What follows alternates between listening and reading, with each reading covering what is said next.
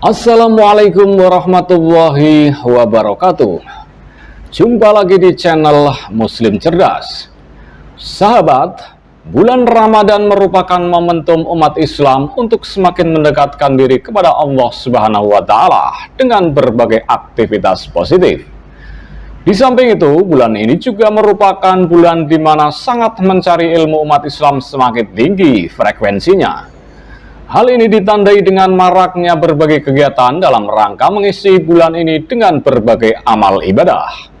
Oleh sebab itulah, beragam aktivitas ini akhirnya seakan menjadi sebuah tradisi tahunan. Di antara tradisi yang mengakar kuat, khususnya di masjid-masjid yang umat Islam sekitarnya umumnya bermazhab Syafi'iyah, adalah membaca niat puasa selepas tarawih. Lafaz yang masyhur dibaca adalah sebagai berikut. Nawaitu somahudin an adai fardhi sahri Ramadana hadis sanati lillahi ta'ala. Aku berniat puasa pada esok hari sebagai sebuah kewajiban yang dilakukan pada bulan Ramadan pada tahun ini dengan mengharap balasan dari Allah Subhanahu wa Ta'ala. Terkait konteks, tak ada yang salah dalam lafaz niat ini. Hanya saja, kadangkala hanya karena permasalahan yang tidak prinsipil seperti melafalkan niat dan semisalnya, kesucian bulan Ramadan dapat ternodai. Mereka yang tidak mengawalkannya menganggap apa yang dilakukan orang-orang yang melafalkan niat untuk ibadah tertentu sebagai ahli bid'ah. Perselisihan ini seringkali berujung pada saling menyalahkan, bahkan membid'ahkan, dan akhirnya dapat berdampak pada terputusnya tali ukhuwah di antara umat sesama muslim. Bahkan bisa saja antara seorang anak dan bapaknya. Sebagaimana telah disinggung di atas, masalah melafalkan niat untuk setiap ibadah merupakan masalah khilafiyah klasik yang tidak perlu dibesar-besarkan. Apalagi sampai terlontar kata-kata kafir, bid'ah, ahli bid'ah, sesat, dan lain sebagainya.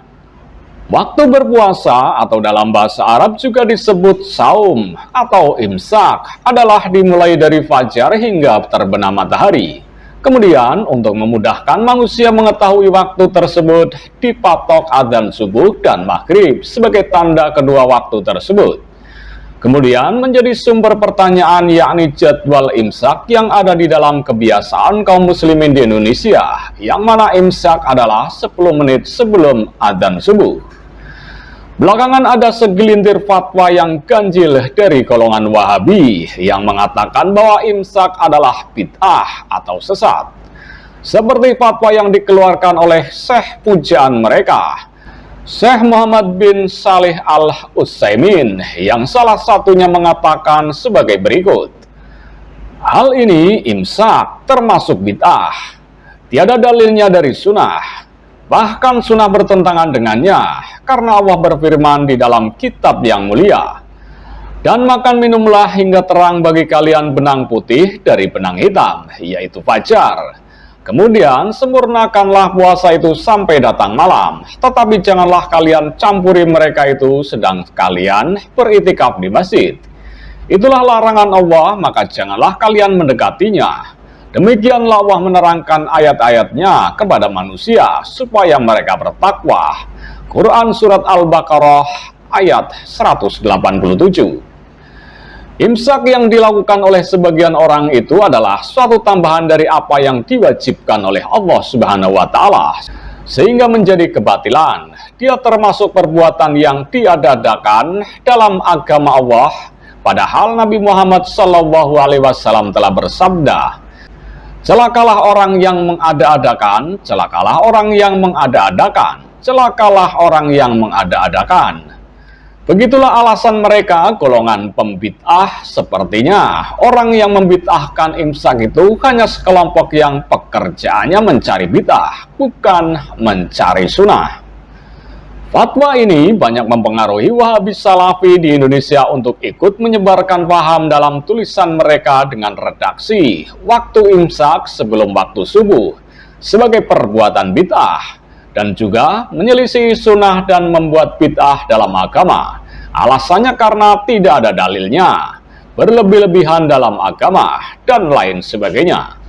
Alasan-alasan seperti itu sebenarnya tidak terlalu mengherankan karena di dalam kurikulum Wahabi Salafi yang mereka ajarkan tidak jauh dari seputar bid'ah, sesat, kafir yang menyebabkan umat keluar dari Islam dalam persepsi mereka atau setidak-tidaknya menimbulkan fitnah dan keresahan.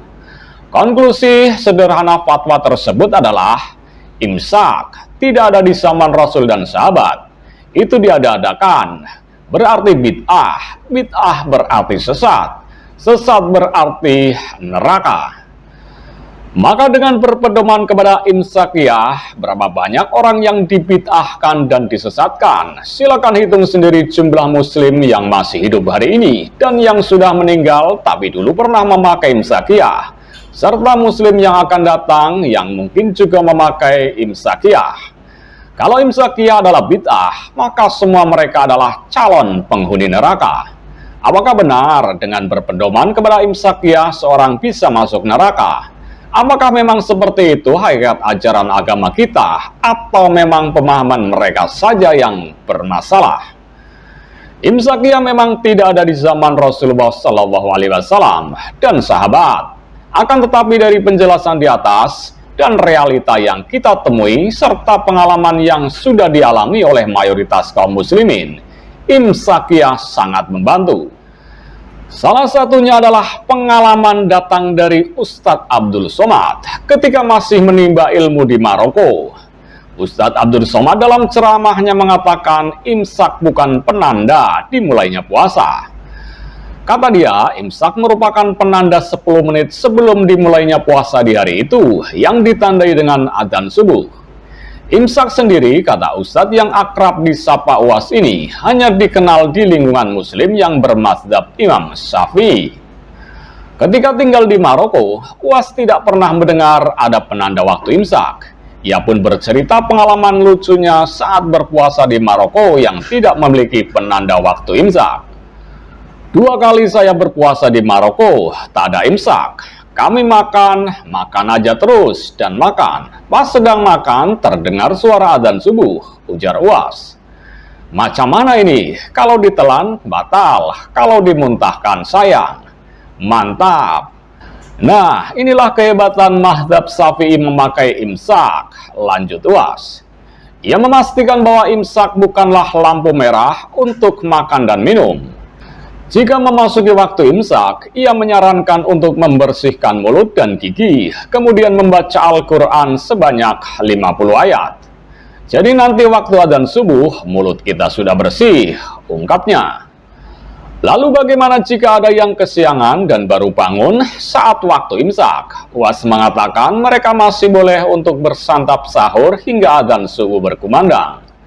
Manakala kalian bangun pas imsak, ambil nasi, sambal, dan lauk pauk, dan makan secepatnya, karena imsak bukan lampu merah, tapi lampu kuning, pungkas Ustadz Abdul Somad.